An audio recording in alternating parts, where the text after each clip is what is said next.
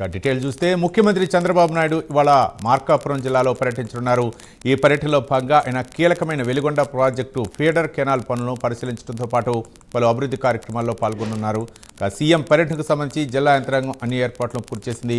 ఉదయం 9:55 హైదరాబాద్ నుంచి హెలికాప్టర్లో బయలుదేరనున్న సీఎం చంద్రబాబు 10:45 మార్కాపురం జిల్లా పెద్ద దోర్నాల మండలం గంటవానిపల్లె గ్రామానికి చేరుకుంటారు. అక్కడ అధికారులు ప్రజాప్రతినిధులతో కొద్దిసేపు సమావేశమైన అనంతరం ఉదయం 11 గంటలకు వెలిగొండ ప్రాజెక్టు ఫీడర్ కెనాల్ పనులు క్షేత్రస్థాయిలో పరిశీలిస్తారు. పనుల పురోగతి, నాణ్యతపై అధికారులతో సమీక్షా సమావేశం నిర్వహిస్తారు.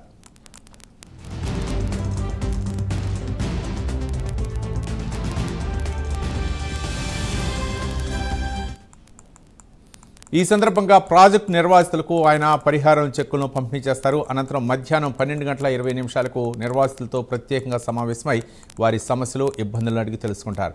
ఆ తర్వాత మధ్యాహ్నం 12:55 గిద్దలూరు నియోజకవర్గంలోని కిష్టంశెట్టిపల్లె గ్రామానికి చేరుకుంటారు. అక్కడ నూతనంగా ఏర్పాటు చేసిన సంజీవిని ఆసుపత్రిని ప్రారంభించి వైద్యులు, సిబ్బందితో సమావేశమవుతారు.